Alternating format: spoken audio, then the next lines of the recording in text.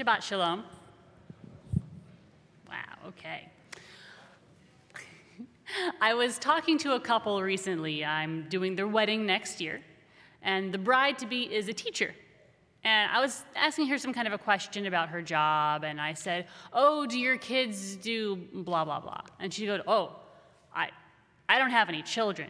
And I said, oh, no, I meant your students. Your students. I apologized. I said, I'm sorry, for many years, I myself was a teacher, Hebrew school, preschool, what have you. And I always referred to my students as my kids. Oh, my kids are giving me such a headache, or oh, my kids were great today.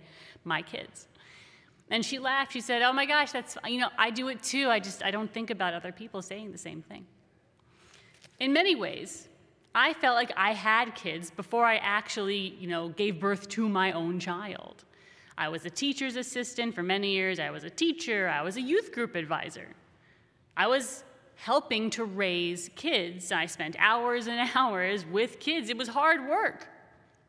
So when I was about to have my own kid, I kind of felt like I got this. Not like an expert. I wasn't being presumptuous. But I felt like I had a small advantage over my complete newbie peers. And I was wrong. I was very wrong. It felt like, well, it feels like I have no idea what I'm doing. None. It feels like, often at least, that you're thinking to yourself, where do I even begin? Where do I start? How do I raise this kid, teach this child? What do I say? What do I say to them, to this child? What do I say? What do they need to know? God loves teachers and parents a lot. Well, good ones. God loves good teachers and parents. In fact, in Vayera, we just read from the Torah, God is giving out Teacher of the Year award and the world's greatest dad mug at the same time to the same guy, to Abraham. God says, Ki yadati leman asher yitzavet banav, for I have singled him, Abraham, out, that he may instruct his children, ve'et beitav, and his household. And if he does, he will become a great and populous nation, and all the other nations on earth will bless him. Wow, that's quite the reward, and all for instructing children and some others. But it's weird, then, that Abraham merits such a reward. He gets to be a nation, a great and populous nation, that all the other nations are going to bless. It's weird that he merits this for instructing his child, right? That's the parameter. Because, if you count them, Abraham says 8 words to his son Isaac. That's it. Just 8 words in total. 8 words.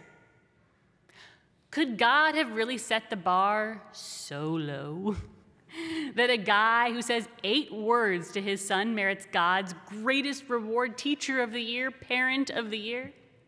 A great and populous nation, all the other nations bless. Does God set the bar so low? Our medieval rabbis say no, of course not. It's not that God thought a guy who seems to have said 8 words to his son is somehow the best at instructing children. They say that it's not about words at all. They say that it's about personal experience, that Abraham didn't use words when he instructed his children and others. It's not what Abraham said that made him such an amazing father and teacher. It's what he did, his actions, how he lived God's words, will, and ways. That's how Abraham left instructions. He showed Banav, his children, and Beitav, others, how to live good lives by doing so himself. And it's legendary, his leadership, his hospitality, his faith, his fairness. These are qualities that he lived and deeds that he did. And ultimately, whether you're caring for your own kids, someone else's kids, grandkids, that's what we have to do. More than what we say to kids, it's what we do that teaches them the most. Kids learn from our actions and from our inactions. It's not enough to just say, being kind's good, be nice to your brother or sister. They need to see us being kind, because otherwise, what have we really taught them? It's not enough to just say, you have to take care of yourself, think of how you're doing, self-care. They have to see us taking care of ourselves. Otherwise, what have we taught them about taking care of themselves? And it's not enough to just say, Judaism is really important, being Jewish, it's a good thing, it's important, you should do it. They need to see us living Judaism, being Jewish, and prioritizing Jewish things. Otherwise, what have we really taught them about the importance of Judaism? It was easier, I'll grant you, it was easier to demonstrate values when I was a teacher or a youth group advisor, because back then I had kids for a couple hours, and then the best part is you go, huh, and you send them home. And when you're a parent, it's very frowned on to do that. But tempting, I have a 2.5-year-old. You can't just chuck them when you're a parent. Being a parent is endless and it is exhausting. And as the saying goes, there is no instruction manual.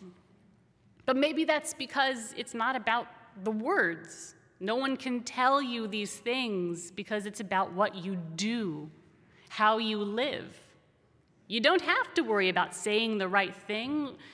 You just have to do the right thing. Try to do good. Show your kids, other people. Abraham was rewarded for being such a wonderful instructor just to other people. It's about figuring out how to be a good person and then trying to be a good person. That's what made Abraham Teacher of the Year, world's greatest dad, father of our people.